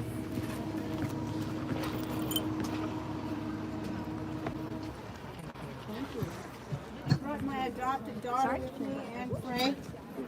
She died because of Nazi ideology, and there are a lot of children dying because of trans ideology. I do connect the two. And I also want to say that I was trans for a year after dating a guy who claimed to be bi, and he was actually gay. So I was convinced that I was a gay guy. and I got a hold of the Leatherman's Guide, published in 1969. And it at the end described the ultimate thrill of surgically removing a man's testicles and showing them to him. Oh. This is the Leatherman's Guide, published in 1969. So it's been on my radar. I was not trans. I decided that I would talk myself out of it. I had a therapist, of course, and became a mother, happily. However, my kids were indoctrinated. They weren't indoctrinated into trans ideology because they were too young, but they were indoctrinated into other ideologies, such as their school counselor decided to come out as a lesbian and marry one of the other women's staff publicly. This was on Cape Cod. And wanted everybody to know about it, wanted the kids to know about it. This was progress. And this was just 10 years ago. And I wasn't to know that my daughter started cutting herself. I only found out after that, because it wasn't my right, apparently, to know. So it has been on, trans ideology does not come as a surprise to me, but it has to stop, and it's going to stop, and we're not going to lose. That's right. Thank you. Thank you. Okay, who is next? Who is next? Yes. Here, that'd be great. So I'm going to just move your hands here. That'd be lovely. I'm going to move this. You can speak. All right, hello San Francisco. Hello everybody. Thank you, Kellie-Jay. Thank you, local organizing committee and the other speakers, way braver than me, because you went first. All right, how many of us remember the late, great Alex Stopkin? Alex Stopkin, yes? Yes? All right. Affectionately known as the Head Dyke, she was a lesbian feminist musician and activist, and she wrote some great rap music, which I have adapted for our purposes. So I want you to clap along. All right? Here we go. One. Here we go. All right. Growing up female in the USA, you gotta act like, look like, TDOK. There's so much to make over, so much to hide. If you want to look good, like advertising decide. They tell you who to be, and they tell you what to do.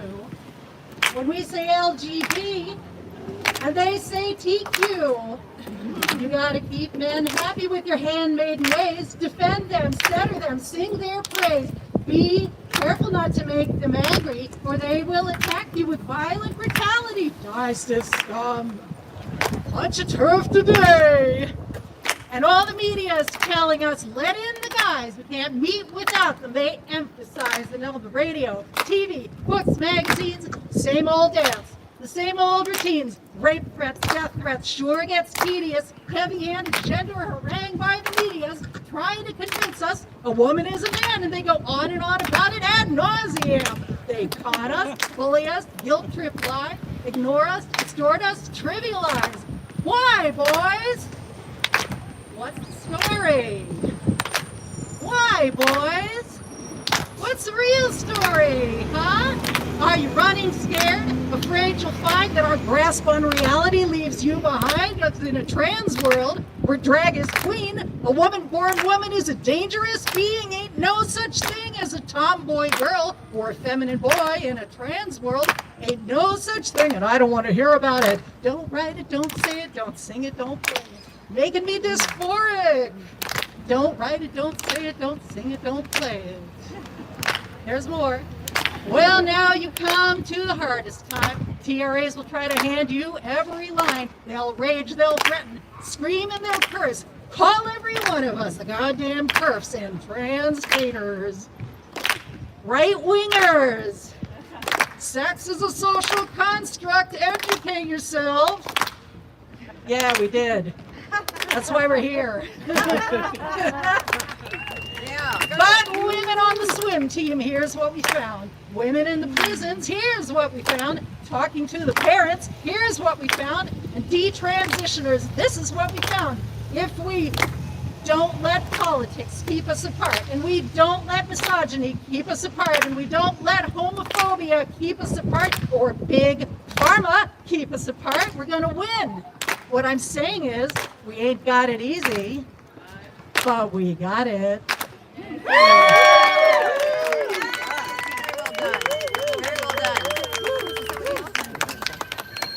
Oh, wait. Hello? Hello? Hi. I'm James, and sorry for crashing. So I was born with a condition called hypogonadism. Do you know what that is? That is when you give a kid a puberty blocker, you cause the condition I was born in. So I have much experience in this field. Now I went to what is now a gender affirming, whatever gender is, care facility here in San Francisco. And they told me that, my mother was very much like our wonderful leader here, very outspoken. She did not want any sort of medical anything done to me. But she said that I was basically like 4 or 5 years younger than my age. And that's because when your puberty is blocked, it stops all development of mental, emotional, and sexual everything. So the child is frozen in time at 13 years old if you give a puberty blocker. So if you're talking to a 16-year-old on a puberty blocker, you're talking to a 13-year-old on a puberty blocker. So don't let them lie to you. Don't let them lie to you. That came from the very people who now say completely different things now.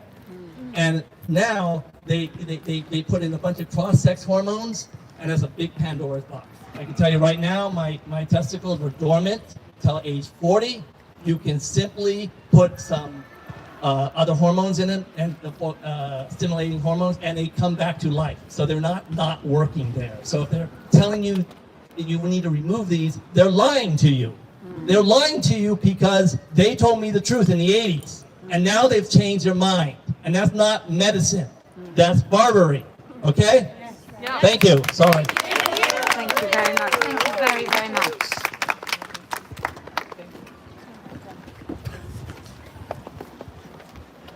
All right, hello everybody. Actually, could you stand? Yeah, you stay right there, because otherwise you're too much in. You look glowing. Okay, so I am speaking today. I wrote a little something down on my phone. I'm speaking today to ask a favor of the members of my community. Now, I would name the LGBT community, although I'm not sure we have that anymore, as I would like to think that a community does not involve the vicious defamation, silencing, and rejection of those in it who dare speak the truth. The favor I ask is that we stop being afraid of holding a dissenting opinion in the face of this new virus that is the new homophobia. Are you a boy or a girl? I was asked this question frequently during my childhood. By middle school, it was use the other locker room being shouted at me by the other boys as they changed into my PE clothes. Come high school, it was the 6-letter F word. Now in college, it's what are your pronouns? I had the typical trans childhood that was reflected in shows like I Am Jazz and various other entities across the internet. I grew up as the only boy in a household with 2 lesbian mothers, loved them to death, and an older sister, and exclusively female friends. I've always admired women. But by age 14, after already 4 years in therapy and on antidepressants, I finally asked one of my mothers if I could go to the doctor to seek help for my gender dysphoria. She agreed to schedule an appointment, as she knew I had been struggling with conforming, and like many parents, would have done absolutely anything to help her depressed and suicidal son. I remember the excitement and nervousness I felt as the appointment date approached. As we got closer to the date, my mom asked me if I was sure I wanted to go to the doctor for this. She tried her best to explain to my naive and malleable teenage brain that seeking this care was something I should not feel any uncertainty about. While in today's world, this questioning from my mother would be seen as deeply transphobic, I'm immensely grateful that I had a trusting enough relationship with her at the time such that I could be honest and tell her that I was not, in fact, certain about transition at age 14. Oh, you can do it. My mother was also a gender non-conforming kid and young adult, only she was born in 1963. Upon seeing photos of her from the 80s, with hair shorter than mine and men's clothes, I felt certain that if she was born in my generation, she too may have walked into the same trap that I did.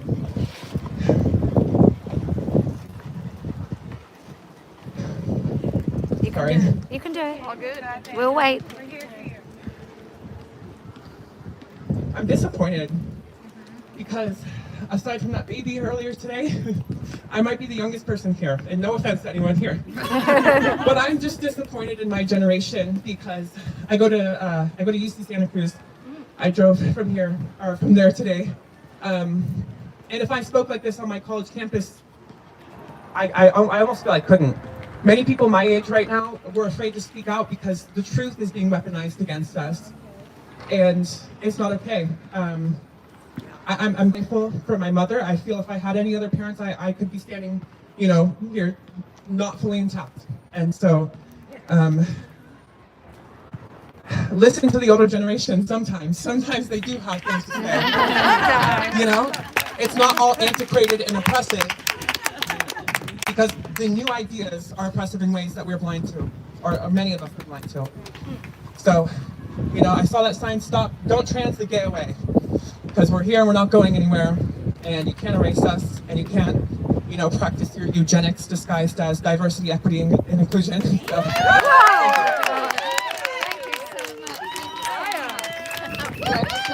Make the camera low again. Wow. Otherwise, I'll just be the top of my head. It's weird how men are taller for some reason. Yeah. It's like a coincidence. So all the guys are really tall. Okay. I don't know what I'm doing. Does anybody else want to speak? Anybody else want to speak? Would you like to do some of your speech again? Sure. Right, we're going to have a speech that we've already had right at the beginning because my tech went all weird and I had to switch to YouTube for my streaming thing, so do bear with. Hello again, for those of you who were here earlier.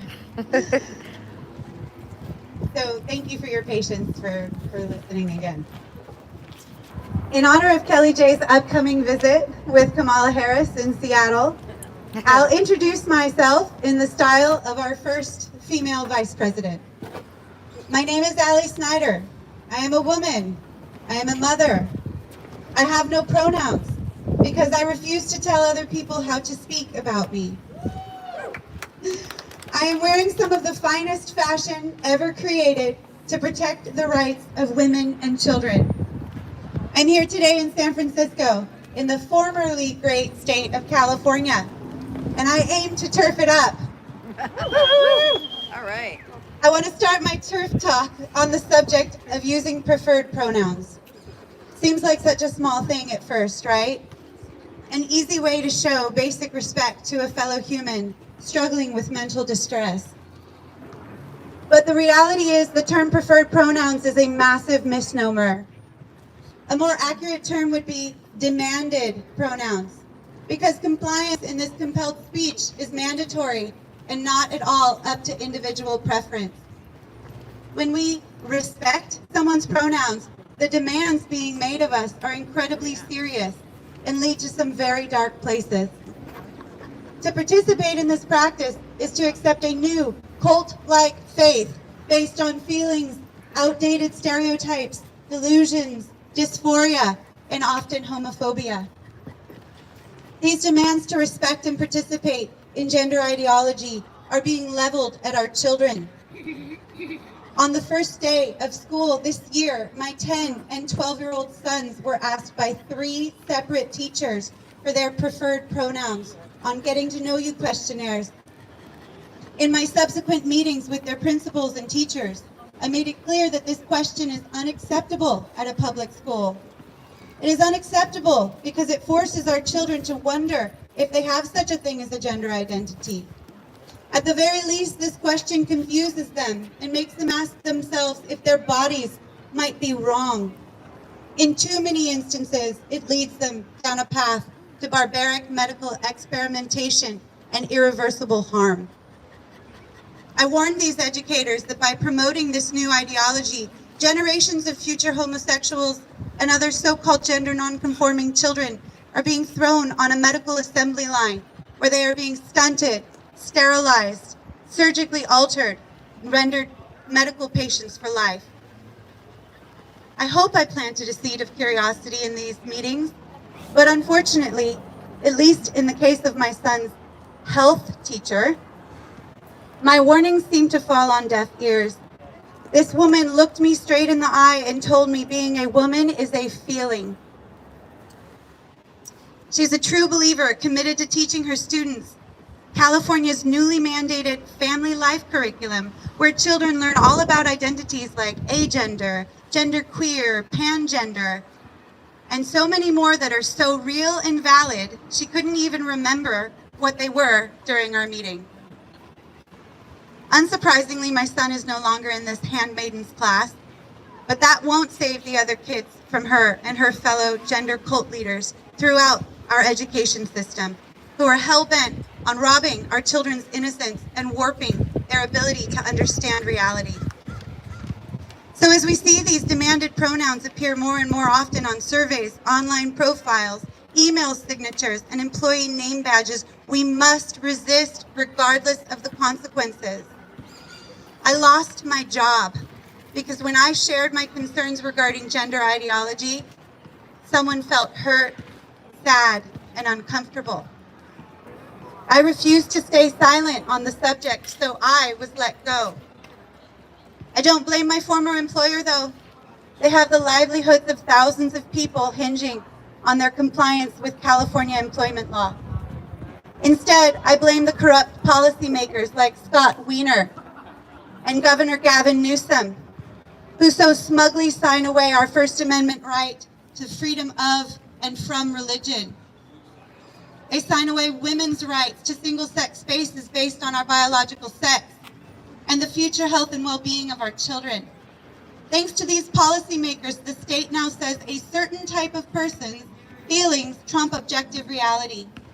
If their feelings are hurt, offended, or even questioned by discussing the harms and human rights violations that follow from the promotion of gender ideology, the offending party must be penalized with extreme prejudice. Of course, there is no such consideration for us women who do not want to share our restroom with a volatile man who told a coworker the moment he knew he was a woman was when he, and I quote, was getting fucked in the ass by lady boys in Korea. Regardless of how many of us were targeted by sexual predators in our past, our feelings of violation and loss of security mean nothing to the state. Instead, we women face consequences for even speaking our concerns out loud because the state now considers gender identity a protected characteristic far more important than our biological sex. In closing, I empathize with the desire to respect someone's pronouns. I used to do it too, because I always strive to be kind and respectful to my fellow human beings. But I know better now. I know using preferred pronouns is really submitting to the demands of a dangerous ideology. It is no respectful act. We must remember it is never kind to lie to children and mentally ill or affirm that their bodies are wrong and need altering. There is no kindness in demanding women and girls open the doors to our single-sex spaces for predators, convicted rapists, and pedophiles who want to gain access to the prey of their choice when we are most vulnerable. We must hold the line on our language.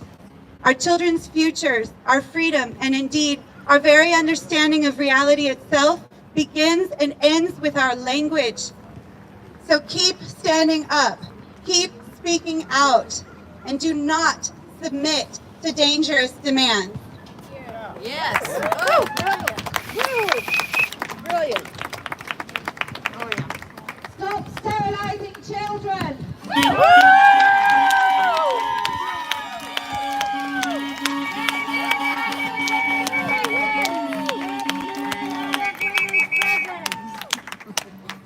Weena is a danger to children. Weena is a danger to children. Stop sterilizing kids, Weena. Stop sterilizing kids, Weena. Nearly all of his policies are reducing the age of consent. This should concern every single parent in the country. Becoming very purposeful. Something about ass. Children cannot consent to being sterilized. Get women out of prison. Puberty blockers, without question, sterilize children. Stop passing laws. Puberty blockers sterilize children. Anyway, we thought they might need to know because apparently these morons don't seem to know that Puberty blockers sterilize children. Okay, where's that lovely man that was going to talk with the nice dog? Oh, that's his name. His name is Ted. Ted? Ted with the dog. What's the dog's name? Puberty blockers sterilize children. No men in women's prisons. Come here, Ted. Come on, Ted. Ted, get over here. We had a great time. Grooming kids is so great. Grooming Grooming kids is just so great. We just had such a great time. Ted, tell your story. Hi, I'm Ted Hidako. I'm a dad of 2 teenage sons. After a 19-year marriage, my wife came to me and told me that our older son was trans. And on that same day, she separated from her marriage. She took both our sons with her. The younger one came back home a few days later. She filed for divorce at the end of 2019. We got into the family court in June of 2020, had our first hearing with the Judge Joni Hiramoto over in Contra Costa County. I'll cut to the chase. There was a fact about Joni Hiramoto, Judge Hiramoto, that I did learn for almost a year, and that was that Judge Hiramoto had her own adult son who was transitioning to a woman, or to a trans feminine identity, at the same time that Judge Hiramoto was adjudicating my custody case. Judge Hiramoto never disclosed this conflict of interest. I've learned, actually, I'll cut to another part of the chase is, so I lost custody just of my older son. I retained shared 50-50 custody of the younger one who does not have a gender dysphoria issue.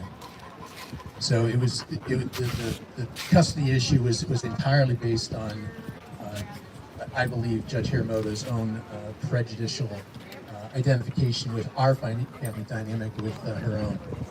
I've learned since that the minors counsel that was appointed by Judge Hiramoto, Daniel Severn Harkins, and I've learned this because I've subsequently filed a complaint with the California Bar Association. The bar initially has rejected my complaint about Mr. Harkins, but curiously in the rejection letter that I received from the California Bar, they've identified Ms. Harkins, Ms. Harkins, 17 times, and used the she/her pronouns. So apparently, it would appear that Judge Hiramoto appointed a closeted trans feminine attorney to represent my then 16-year-old son, and then shepherded him into basically puberty blockers and cross-sex hormones. I learned about this time last year. I was home on a Sunday going through my mail and had a rather thick envelope from my insurance company, health insurance company, and started going through the statements. And I noticed a $209,820.34 charge for a one-day procedure that took place August 4th, 2021. So about 2 months before or earlier than I saw this charge. I've never seen a charge like this on any medical bill, and that includes for my elderly family members who had cancer treatments. So naturally, I was curious what this was. I reached out to my ex-wife and asked, "What is this?" I had asked 2 and 3 times, and then finally she messaged me back to tell me she was pleased that she'd had a Suprelin implant and had begun estrogen pills. In my son, not her. I didn't know what this was. I was familiar with some of the other puberty blockers, Lupron, spironolactone. And I consulted with a couple of doctors who both told me that the combination of the puberty blocker and the estrogen would lead to permanent irreversible sterilization in about 4 months. It had been 2 months at the time. I reached out to my ex's attorney, and let me also just back up a little bit.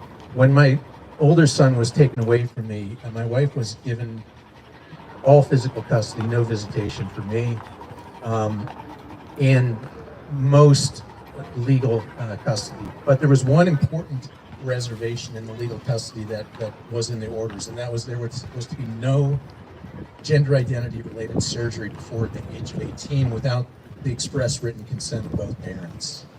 So the Suprelin implant that I just described a moment ago, I basically began doing some research. I found the prescribing documentation for that drug, and it's in black and white. This is a surgical procedure.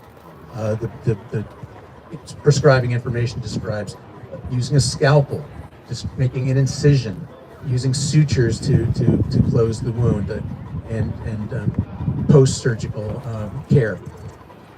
So I pointed this out to my ex-wife's attorney and said, you know, it appears you violated the custody order. What are you going to do to rectify this? And I rather than them doing the right thing and taking that out, that began a hellish legal procedure for 4 months. They filed a trumped-up domestic violence restraining order against me that I had to spend tens of thousands of dollars and months defending myself against to clear my name. In the meantime, I did file, or attempted to file, a emergency motion for removal of the Suprelin implant. And what happened in that case is the presiding judge did grant me a hearing, but not on an emergency basis. The judge granted the hearing 6 months later. After the child. Right. Well, at that point, the sterilization already would have been done deal, and my son would be 3 weeks away from his 18th birthday. So even had we gone through with that hearing, and had I prevailed at that hearing, there wouldn't have been any point in getting the implant removed because it already would have done its damage, and no judge would actually grant an order when a child is that close to being 18. They simply would say he's just going to get it put back in. My experience is unfortunately not atypical. I've met a mother who happened to have a court date with the same judge the same day back in 2020, who had an analogous situation. She has 2 daughters, and she was stripped of custody of the older daughter, who has a gender discordant identity as well. Can't go into the entire history of that person, but this is happening. And what I described to you happened before SB 107. So SB 107, was introduced by Senator Winger behind us at the beginning of this year. Several of us, including myself, went to Sacramento on multiple occasions and testified against SB 107 and told our personal stories, but we were ignored.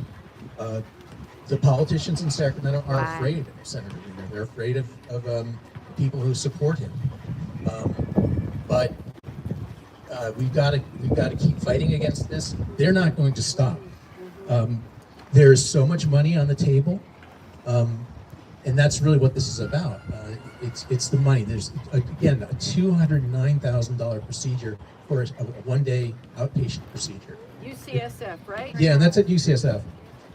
I could talk more about UCSF. Do you want to know about UCSF? Yeah. Okay. Well, when I lost custody in 2020, I wrote a letter to Dr. Stephen Rosenthal. He's an endocrinologist, and I wrote, and his co-director, Dr. Diane Ehrensaft, who's the mental health director. These are both the directors at UCSF's Child Adolescent Gender Clinic. I think it was a 5-page letter. I included a paper that Dr. Rosenthal had co-authored, and I actually asked him some questions. Well, the first thing I asked was, can you please help me get access to my son's electronic medical records, because I was entitled to have those. Curiously, they didn't respond to that letter, and they never cooperated with my getting the medical records. I obtained them much later through a different basis.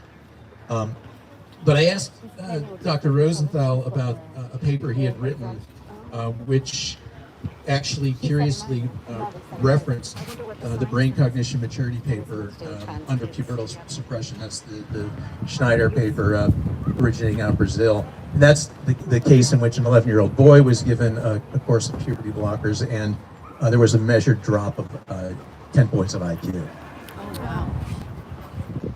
I told Dr. Rosenthal and Aaron Saft in my letter that I was most concerned about my son not suffering a cognitive injury.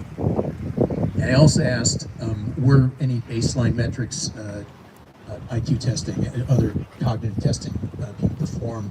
Because if you don't measure something, you're obviously not going to be able to determine if there's been a change. I never received any response to this. Dr. Rosenthal has since corresponded with me and claims that he didn't receive my letter, which I CC'd to well, a number of politicians, the judge. It was mentioned in hearings. So they know what these puberty blockers do, and yet they proceed anyway. Yeah, the money. Just a couple other things to throw out there is that in the progress notes of my son from the UCSF, there is discussion of the custody order. So UCSF had my custody order. They knew very well what the custody order said, and they proceeded with this without my permission, without my knowledge, without even know anything about it. They proceeded on this. So there's conspiracy, there's concealment, and demonization too. Yeah, that's true. Demonization. demonization. Yeah, what else is there to tell? There's so much. The whole thing's a horror show. Okay. Showing up.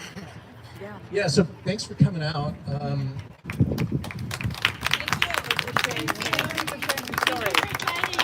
you for sharing your story. Kelly, I just got notification that my donation was refunded to me because Eventbrite says this violates their community. So if you donated on Eventbrite, apparently they also don't support not sterilizing kids. So thank you if you donated, but maybe you have to go straight to my platform. standingforwomen.com/documentary is where you can donate. And right, so we came here to